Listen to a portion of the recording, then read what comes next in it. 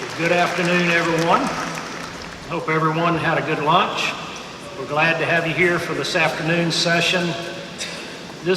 Every year at the Grass-Fed Exchange, we always have a producer panel, and what we try to do is we try to populate that producer panel with folks who are practicing the types of agriculture that we've been talking about this morning and on the tours yesterday within that region.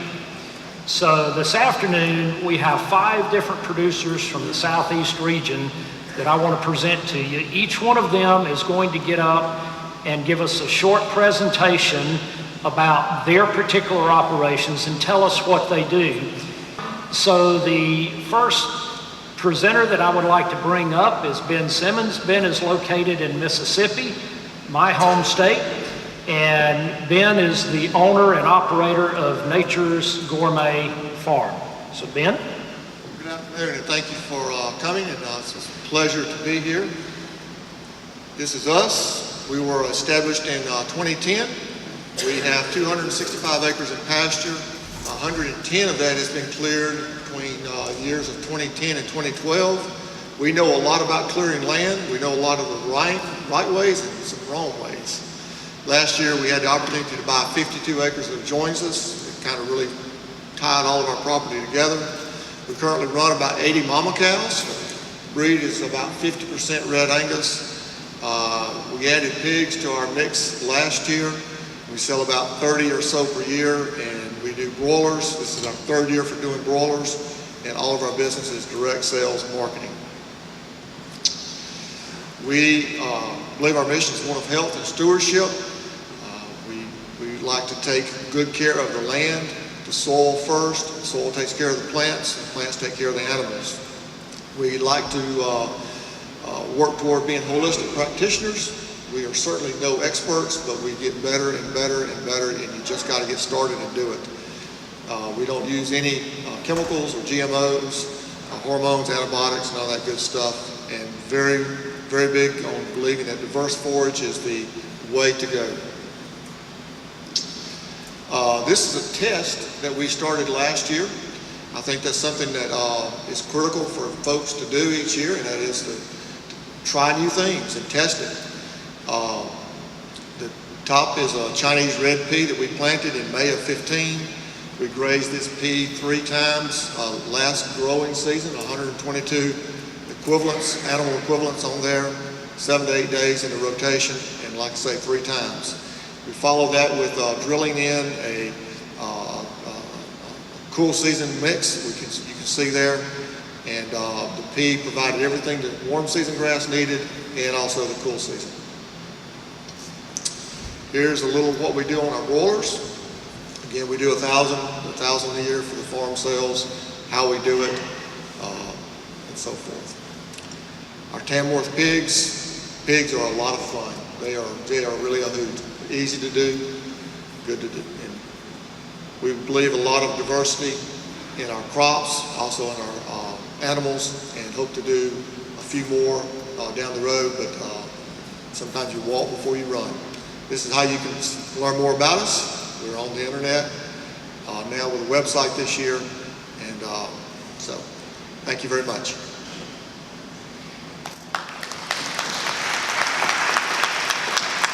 It's a pleasure to be here today, especially be honored to be asked to sit on the producer panel. I bought my grandfather's old cotton farm in 1980. The land was totally worn out from raising cotton on it since I can remember, since back in the 30s. And we started the process of trying to regenerate the land, and through free-range chickens and pasture pork and mild grazing. We haven't used any commercial fertilizers in over 30 years, and thanks to the encouragement of my good friend, Mr. Randall Hastings, we got certified organic this year with his help. Thank you, Randall, appreciate it. And so we're now certified organic, and not that it makes our product any better, it's all depends on what you put into it, what you're going to get out. It all starts with healthy soil. We had a dung beetle conference at our farm back a few months ago, and they said there was more varieties of dung beetle that we found there on the farm than they knew existed in our county. So we're very proud of our soil regeneration, the dung beetles, earthworms. We use nothing but the only fertilizer we've used in the past 30 years has been fish emulsion, fish fertilizer that we put on in a liquid form, and we also use sea salt. But outside of that, we're building topsoil. Our cattle are getting healthier every year. Our plants are healthier every year, and our soil is getting healthier every year, and we're proud of that fact. We kind of started the South Pole breed in started putting the pieces together in 1987, 1988, and we're now several generations into line breeding them back to so they're a usable product instead of being just a terminal cross or a hybrid. We've got them now so that we're getting the uniformity, the consistency, the udder quality throughout because we've started line breeding back to these cows. But we have proud to be here representing the South Pole breed, and we have some cattle back in the pens if you'd like to take a look at them. And it's an honor to be here today. And we're here, we'd like to commend the Grass-Fed Exchange on their promotion of youth and giving the scholarships out. I think that if we don't, old men like myself, and Randall here, we're going to pass along one of these days, and it's nothing does me prouder to see some young people that are wanting to try to do things right and do things the right way. It's a pleasure to be here today. Thank y'all. I certainly do appreciate being invited here. This is a lifelong dream for me that when I started into the grass-fed industry years ago, helping the industry make the circle. You know, a lot of people's here from the north, but we can grow grass here in the south when no one else can, and it's just a tremendous factor that I want all of you to realize as we try to grow the beef industry, the grass-fed beef industry, making the circle and keeping the production line coming is just a tremendous thing, seeing the Grass-Fed Exchange come here, and thank y'all again for inviting me. Once again, I, along with my two sons, we operate about a 600-acre certified organic farm. When we started, people said you can't do organic in the South, but you can. Our grandfathers and a lot of older people have done it many years, and it's not only good for the earth, it's good for the animals, it's good for humans, such as humans. And I encourage everyone as they look forward into this thing to, you know, I know everybody looks at things different, but it's a great thing to do for the earth as what most of you are doing out there today. The biggest thing that we can do is right now, I think, is we're going to have to get our soils healthy. We've got to get our soils healthy through academia, through tooting our own horns, whatever's coming, we need to do that. And thank y'all again for inviting me.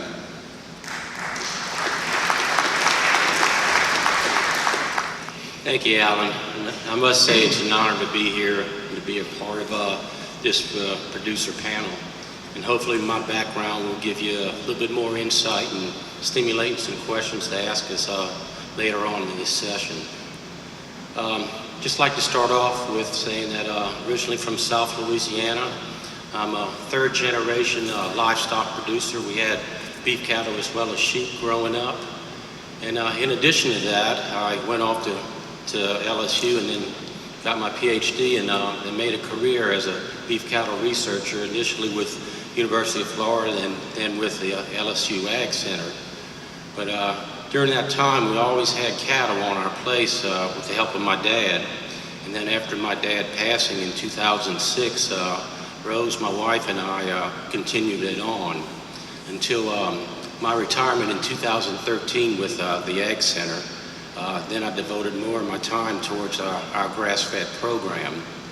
Just backing up a little bit, I started thinking about the ways of producing beef in more of grass-fed terms around 2007 and 2008. And I finally made the transition to producing beef on our place in 2009 with that transition. And I guess the main reason for that switch from conventional production to grass-fed production was just an underlying preference in producing cattle, what I consider to be the correct way, the natural way, which is best for the cattle and also best for us as human beings.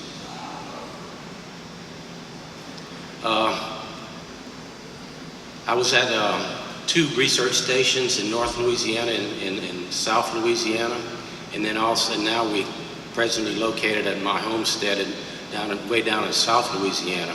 And I'm just showing you this map to point out that the environment, just being 220 miles apart from each other, say from the Hill Farm research station to our ranch down in South Louisiana, it's quite a bit difference in producing cattle with the different environments, soil type, grasses and so forth, heat indices and all. Now just to show a few pictures of our operation down on the Darrell Ranch. This is a picture of some of our cattle. Prominently, the herd is made up of Brayford type cows, where we breed Black Angus bulls to these types of females. Just showing a picture here of a ryegrass pasture. This forage here is pretty much the backbone forage for Louisiana. This is where we get our most appreciable gains on our calves and yearlings for getting them to be finished on grass. Some pictures now I took just recently. This was back in March of some cows with some newborn calves. Close up here on ryegrass here. And then this is some pictures I took last summer of some of the calves that were taken about in June or July of these types of calves. And I stuck this slide in here just to point out that the older I get, the more I realize how important it is to be able to manage our cattle. And so I believe in having good disposition on your cattle. The less stressful it is for both the cattle and myself, the better it is to produce your cattle. This is just some pictures of some yearlings being grown out here on ryegrass. And the last thing I'd like to point out is one of the things that intrigued me with going with grass-fed beef is I looked at this as a means of going to direct marketing. And this is what Rose and I are doing with marketing our products with the farmers market out of Lafayette, which is our biggest city just outside of New Iberia. And one thing I did fail to mention is that I am presently in partnership and working with Gonsaland Land and Cattle with our grass-fed beef operation. It's not me alone. It takes partnerships sometimes to get this off and going. So that was on the first slide, and I overlooked it when I passed right over it. But thank you.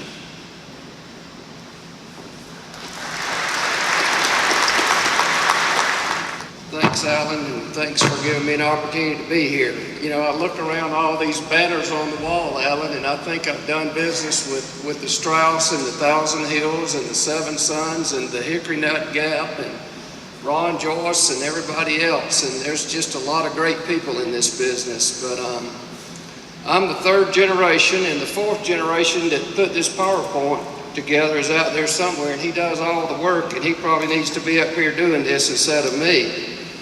But I started in the Angus business. My dad used to run about 800 purebred mama cows, and he would keep them around for way too long. And he wasn't a very good culler. If they had a cow, Alan, we turned them back out. But from that, I bought some of his seed stock, and when he dispersed back in the 80s, he's still living. He's over 90 years old today and still tells me what to do every day. But that's okay too. But we're in the Red Angus and Black Angus. We run about 500 mama cows, and we used to background a lot of cattle and stocker a bunch of cattle and buy from producers. And we tried to figure out how we could create cooperative systems with our producer-based people that would lease bulls from us or buy bulls from our bull sale, and then we would have a buyback program from their calves. So through the years, that's That's evolved to we're finishing over 1,000 head of grass finished cattle a year. The biggest opportunity for a whole system is as many cattle as we've got coming in and out is a strict herd health and a strict record keeping program. And thanks to my son Addison, he tags every animal, he keeps up with every protocol, he keeps up with the date, the born, all the affidavits, the natural side of it, the treatment records, the vaccination records, the lots the vaccines come from. He's so detailed about it that it's way over my head. But without that information, we can't tell what cattle are grading choice run with some choice grass-fed programs that you've evolved your system around. We got to know more about the genetic strands and how we can improve the whole total approach system. We have the ability to grow something green year-round, but our summer grasses in our part of the world are really tough, and it's tough to get gain, it's tough to manage heat stress. We're about 75 miles off the coast of Savannah, and it can get awful hot here, so we stockpile a lot of forages. When I say that, we probably cut 700 acres of ryegrass and sorghum Sudan grass silages. We feed silage probably year-round. It increases our stocking rate. We try to cut it at optimum nutrient value, and it gives us the opportunity to fill the transition periods like we're going through today. Our winter grass, our ryegrass is gone. Our Bermudas, our summer grasses have not put out, so we're in that transition period so we can fill the gap and keep those cattle moving and gaining as we fill the gaps with our forage program. We found out that different classes of cattle have a lot of different nutritional requirements, so we try to give our best grasses to our young cattle, and these, when they get up 1,000 pounds or better, they have the capacity to eat so much more. We feed different diets to different classes of cattle. We run our cattle by classes and groups. Our 1,000-pound cattle are ran together, our 1,100-pound cattle are ran together, our 8 to 9s are read together. If we could fine-tune this, we could probably run steers and heifers separate. We keep a large percentage of our heifers. However, we're heifer feeders because we think that the heifers that we can grow here will marble and grade and finish on our forages quicker than the steers will. So we do feed a lot of heifers. Again, the detailed record keeping system, I'll let Addison later on, if anybody's got questions, tell you how he's evolved in all that. We have producer affidavits that when a guy brings his calves, he has to verify that they're hormone free, they're antibiotic free, they're grain free. Marketing, we look for ways to increase the value of the cattle. We look for more avenues. I guess our biggest avenue is probably trying to grow our direct marketing program.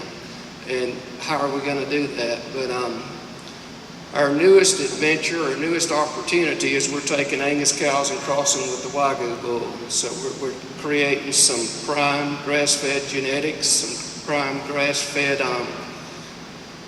beef, and we're just trying to figure out how to market that program on a local basis as well as through food service. So we're probably breeding in excess to 150 cows that will calve out to the Wagyu bull this coming year.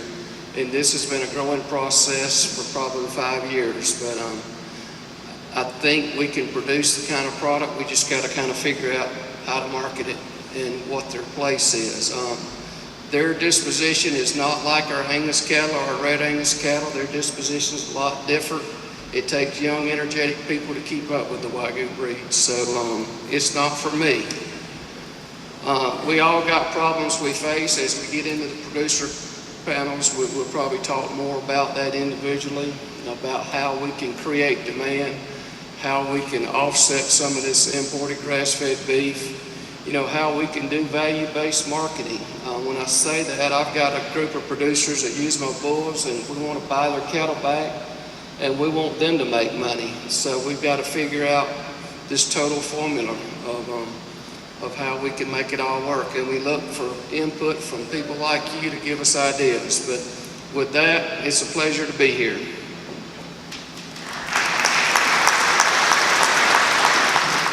Guys, I've known each of you for quite a while. And I know that not a one of you started where you are today.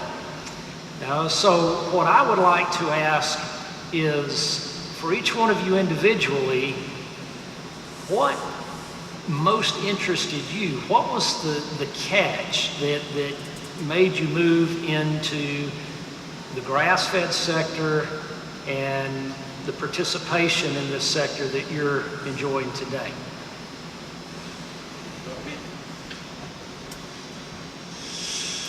Okay, well, probably a couple things. One would be the health benefits.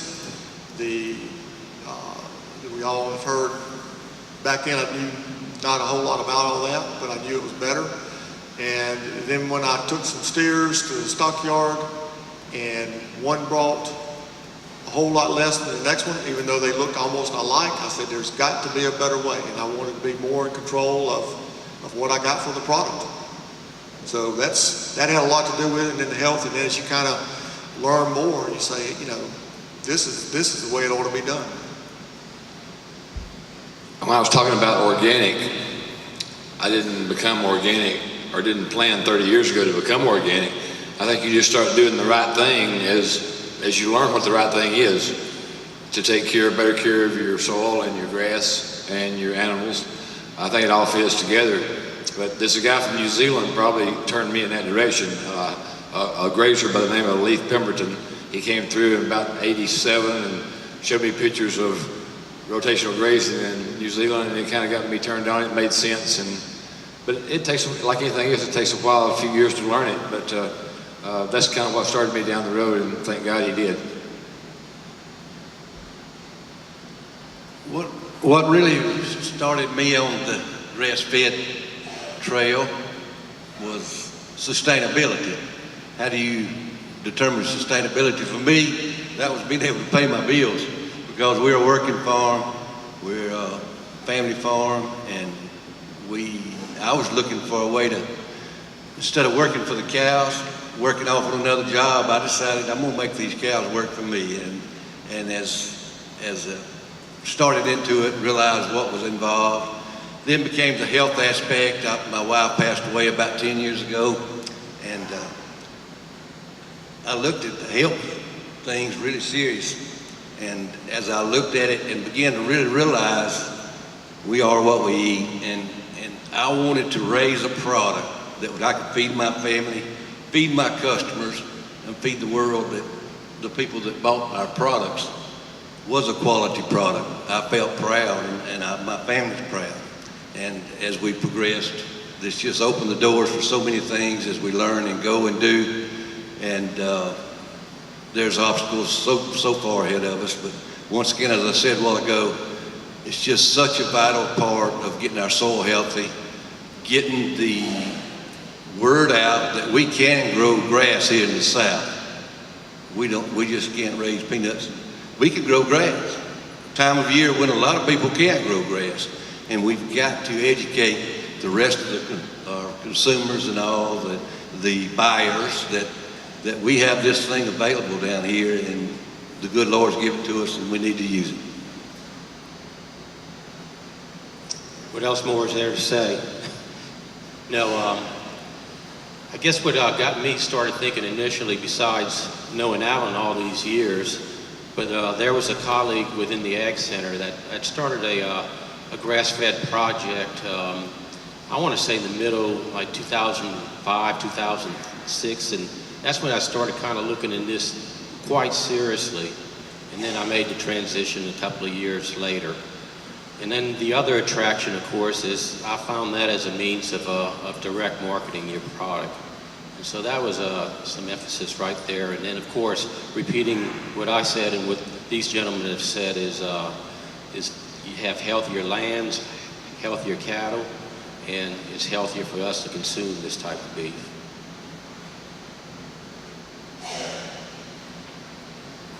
Not to echo what everybody else has said, I think, we've got so many different integral parts of this business, cow-calf producers and stockers and feeders and all that kind of stuff. And I just said I wanted to cut out all those phases and own the animal as long as I could. And then through the backgrounding stage, I noticed that we were planting a lot of ryegrass. And from February the 15th to May the 1st, that we were getting like 3 pounds a day average daily gain on some of these steers we were grazing. And I said, you know, why can't I cut that for silage and take that silage and get 3 pounds a day year round? And we kind of grew into the ryegrass business, the ryegrass silage business. From there, we figured out we could own our calves longer and do more with it. And then from there, it just grew into a grazing business and a finishing business, and it just kept growing and growing and growing. And I think taking the steps out, owning the animal longer, and trying to get all the goodie out of it that we can on the farm makes you proud of your genetics and proud of what product you're producing.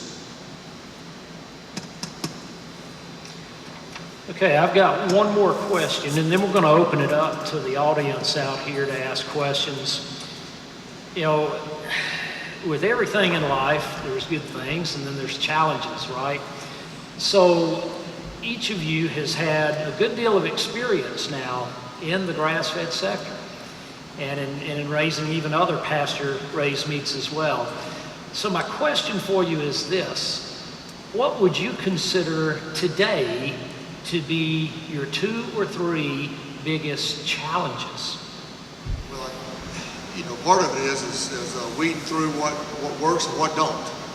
And not everything that people do out there works for you. It is a journey. It's not a destination. It's always new and changing. Probably, Alan, the biggest thing for us is that consumer education. And, you know, I'll echo the Western Price folks today, and that, you know, those folks already get it. You don't have to worry about trying to educate them. They know the benefits. They actually are trying to find folks like us, but there's a whole bunch of folks out there that's not. And then kind of battling up that string that lady asked this morning about the government stuff.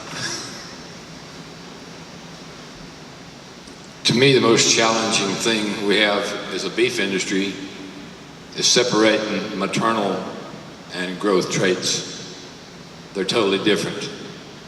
The pork industry found that out years ago, that they had to separate the two, and the same philosophy of a little sow that gives you 10 or 12 pigs in a litter and breeds back, and same philosophy in cattle. I think if we take the emphasis off of growth in our maternal cattle and throw the growth EPDs, just hide them, put a piece of tape over them or something so you don't look at them, and breed cows for a while. Use our eyes to tell us the cattle that are being adapted to our environment. It's not just a matter of, we got to be honest with the young people coming on. I think we have to be honest with them about what environment does to cattle, and what having a cow that is adapted to our environment. You can have the best grass in the world and the best soil in the world, and if you don't have the genetics that are matched with Mother Nature there, you're fighting Mother Nature. But to me, to separate the two so that we have maternal indexes on maternal cattle that's built on fertility and longevity, and then if you want to breed them to something that you can get a lot more money for the carcass out of, if that's the direction you're going, that's great. But your mama cow needs to be adapted to her environment and give you a calf every year for a long period. Hello. So it's a pretty simple formula, but it still works. I think one of the biggest challenges we face as the grass-fed industry is probably making sure of our product is branded somewhat. The things that's coming, where we get away from the herd just a little bit, and make sure people know we're away from the herd. Is the direct marketers, the people, you guys out there that's probably direct marketing, you understand what I'm saying, that it's definitely getting away from the herd so people can see you a little bit.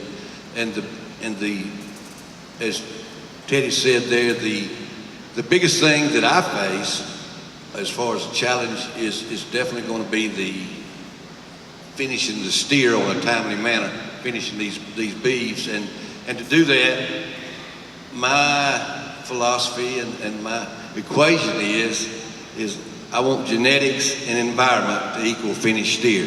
So when you do that, you get the right kind of genetics, you do your homework on your land, you get healthy soil, you grow good quality grass, you finish your steer in a timely manner.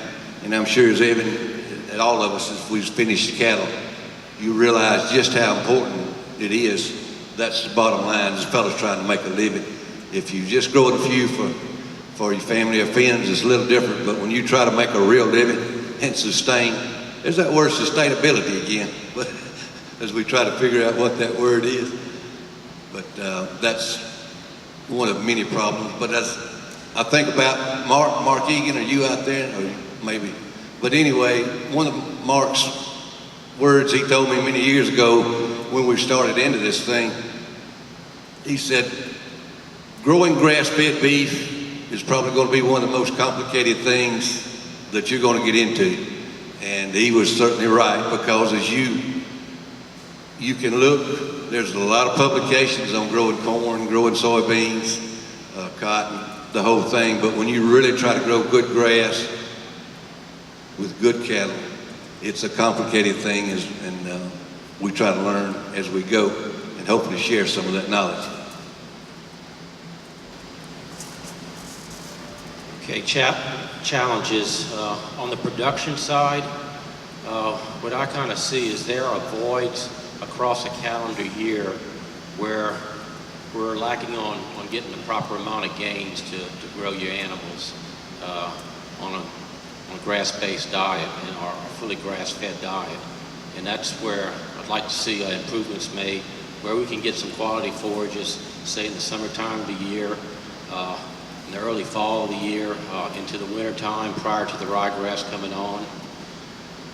That's it on the production side. On the marketing side, I think we need to work on having a uniform, consistent product, consistently tender product, and also expand our market share. I know we're still a niche market, but we would hope to keep on expanding. I could probably unload on tons of opportunities that we face, but if I tried to narrow that down, Teddy, thinking about some of your opportunities with maternal characteristics versus growth characteristics, we face those challenges within our herd every day. But probably on the flip side of that is understanding grass feed efficiency. How can we produce mama cows that are efficient with the grasses that we grow, and increase weaning weights, increase conception rates, and to keep moving forward. We've experimented with all kinds of different grasses at our place.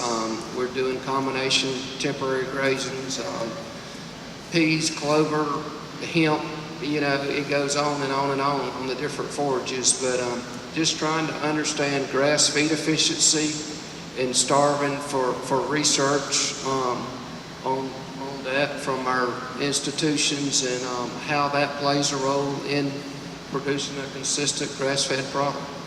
And on top of that, I guess it's probably consumer education and consumer demand.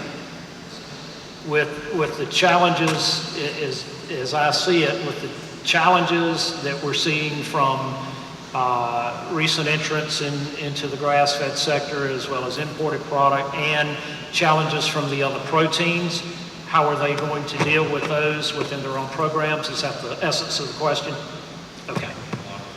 I guess one concept to keep in mind is that an excellent selling point, at least with us with direct marketing, is to say that, hey, we're local.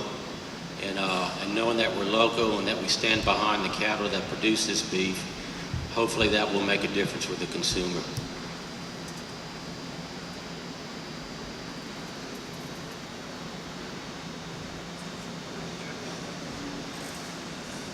I'm the smallest one up here, and my market is very concentrated, very local. We use the local discussion a lot. That you also know us, you can visit us, we're transparent. These other folks, who knows? You know, I can't say that it really affects my decision or anything I do at this point. Just a matter of my opinion, but I think if we take out, as a South Pole breed, we're trying to market our own cattle without auctioneers, ringmen, consultants, and that kind of thing. We market them to each other. We stand behind them to our customers, and we think if we take out a lot of the middlemen in this industry, that it leaves more money for the producers, and I think that's the way that our maternal breed should be.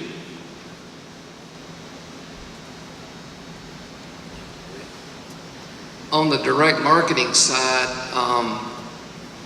I can sell out of ribeyes and I can sell out of fillets and I can sell out of steaks in a hurry.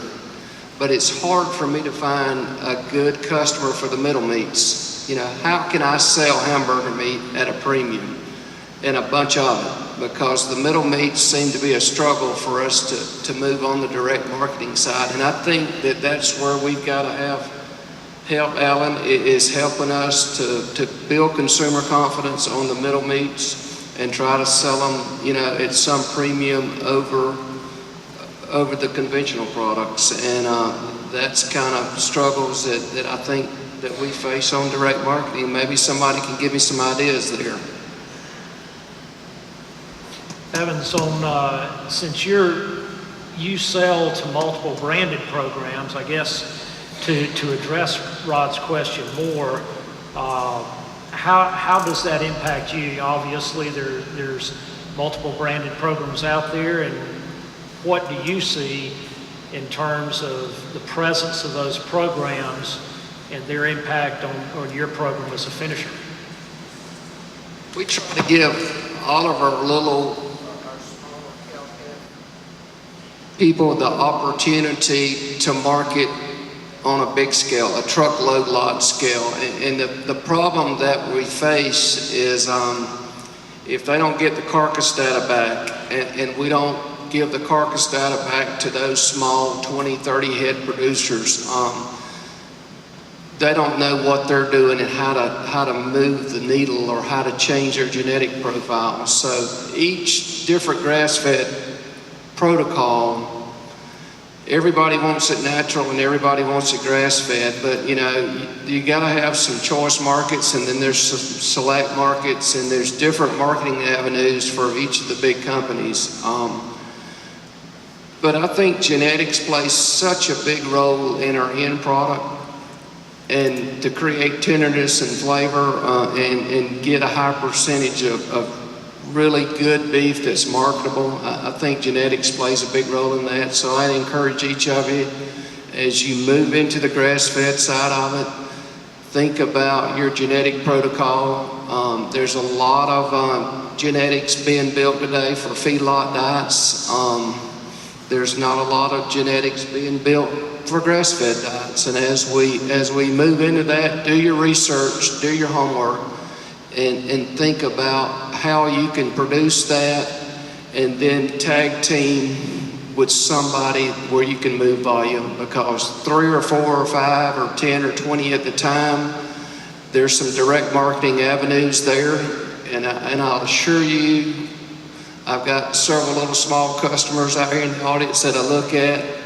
Zach, you earn your money when you direct market. When you sell cuts and packages at the time at the farmer's markets or wherever you deliver at, it's a lot of work to it, and you selling yourself in the story.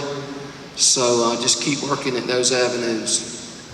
I was wondering about your record-keeping software. I keep a lot of records for our operation, and it's all on paper. And I know there's software out there available, but what's a good one for keeping track of your cows as far as who's born when and where and out of what mama, and you move mama here, keeping track of where all the animals are at. My system is on 4 different pieces of property, and I got cow, calf, all the way to finishing. So do you have a software that's great for that, or one that you really hate that you wouldn't buy? Thoughts? So record-keeping software, or how do you keep your records? We keep ours with a 23-year-old and a laptop at the head sheet every day, but You know, it's only good as the report, as the data you report. And I guess probably the biggest thing that I see in record keeping is probably a set of scales to be able to measure the results. And there's numerous programs out here that will index cattle back to 205-day winning weights or wherever you want to be at your weigh day. But you got to have a set of scales and then report that data as accurately as you can and put everything on the same playing field. And there's a lot of different programs that do that within the breed associations as well as software for sale. NCBA's got one, a cattle red book deal that's free software that when you report that data, it will calculate it all. It's an integrated resource management, kind of like the little book, but it's a set of software that's available and it's free, so you can tweak it. But you need skills and be able to measure that performance.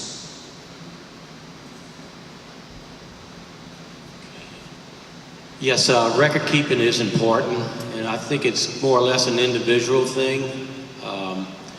I use an Excel spreadsheet to keep tabs on my records, but like Evan said, there's software out there, and I guess you're going to have to kind of do a little homework and see what works best for you.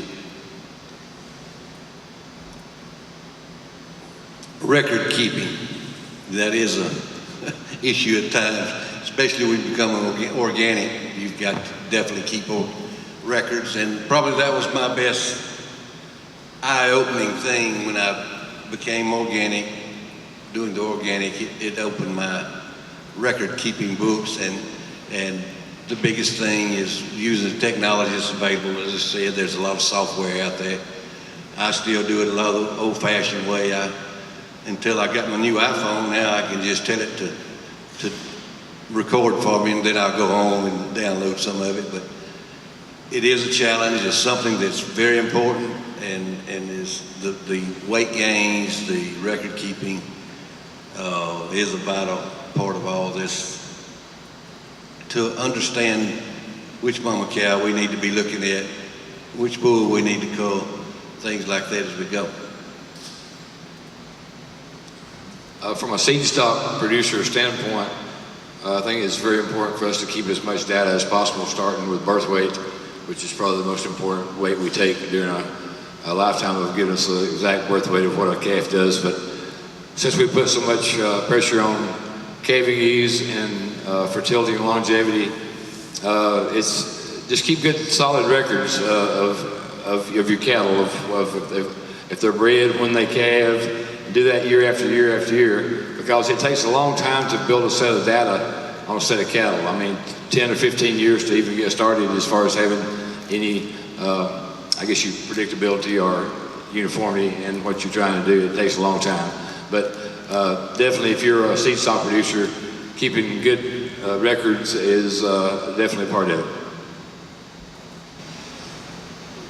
I use QuickBooks, for my accounting, and I know by whether it's beef, pork, or chicken, how much income I had and how much, what's profitable and what's not.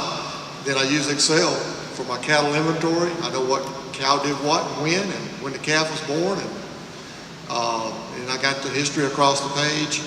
Just add 3 new columns for the next year, and and then on the pastures, I use Excel as well. I can tell you exactly what happened on each pasture, when, and how much it cost, and whether it was successful or not. And it's just keep it simple.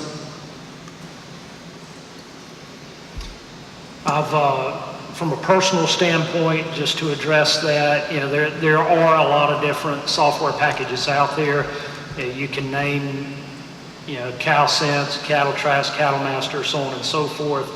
The honest truth is that I still believe you're hard pressed to find an individual software package that does it all. I haven't been able to find one that does it all and does it all very well. And so I agree with a lot of these gentlemen. Most of our records are in Excel format, and we customize that according to the records that we want to keep and what we want to do for pasture grazing, for tracking, management, grazing management, all of that. Pasture map, those folks are here exhibiting. Pasture map is an excellent tool in that regard. So, and again, you got to have a good accounting program, as Ben mentioned. So there are a number of things out there that you can use, but I have not found a single system that really encapsulates everything that we need to do. We have time for one more question, and then we're going to need to let everybody get to your next session. So yes, sir.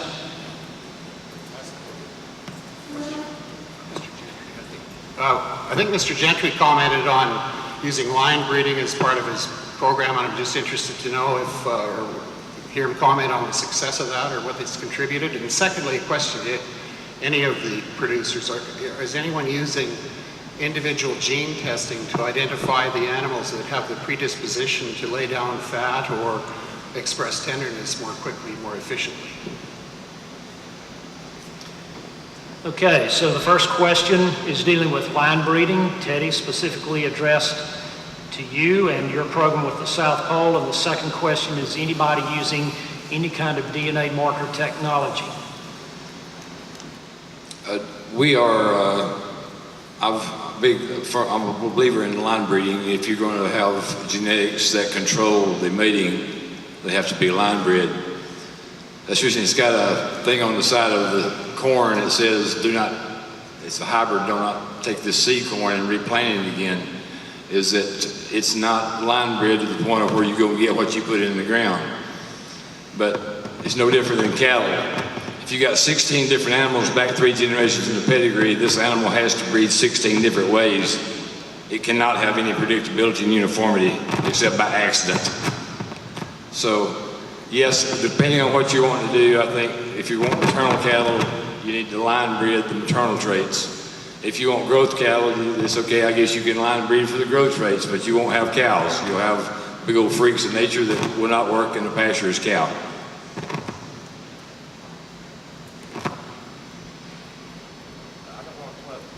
And the best book I've ever read on line breeding, Jim Lentz is an old Hereford breeder from Oklahoma that's got a book called The Basics of Line Breeding. And if you're really interested in pursuing, reading a lot more about it, Jim's got a book full of it that really explains it in detail.